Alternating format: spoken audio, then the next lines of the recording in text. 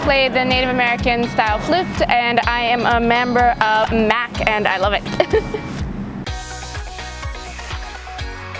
So they're indigenous style flutes or indigenous made flutes, and I got started when I was in middle school because frankly I was 12 years old and had way too much time on my hands and thought that playing an instrument that nobody knew about, at the time at least, would make me cool.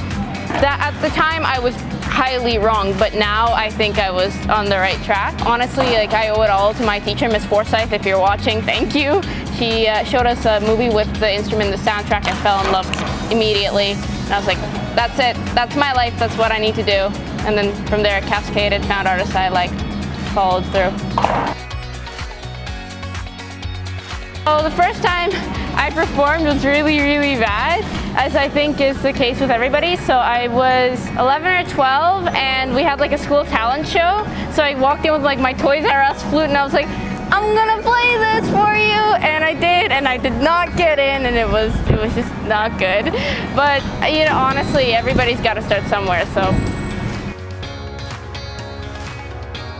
I mean, obviously, like, I came up here, right? I grew up in Meadowvale, and when I think of home, I don't think of Toronto. As much as I love Toronto, Mississauga is always going to be my home. The arts community here is going to be my home. The open mics is where I cut my teeth. It's not so much it influences the music I make, other than, you know, from the emotional states I've experienced while living in the city, but more so the people and everybody that's involved in the events, like as I say, the open mics and the MARTYs. Those were like some of my first like award opportunities. It was special.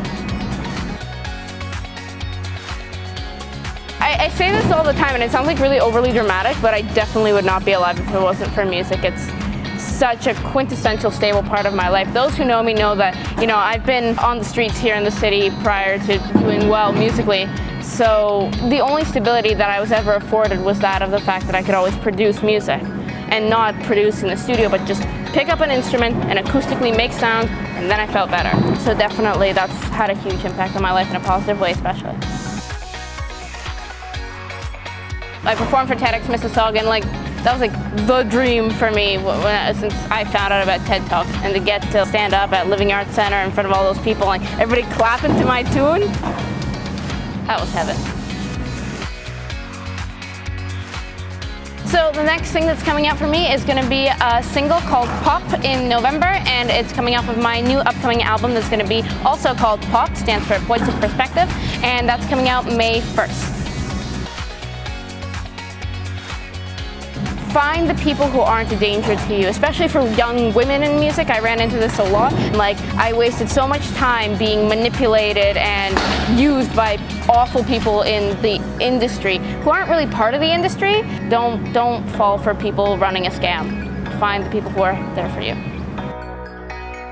Hey, yo, Mac, thanks so much for having me. Once again, my name is Alissa Skorik. You can find me on all the social media, Instagram, Twitter, Facebook, yada yada, under Alissa Skorik, or under hashtag Redhead Flute Girl or Toronto Flute Girl. Just search it in, I'm there. Love you all. Mwah.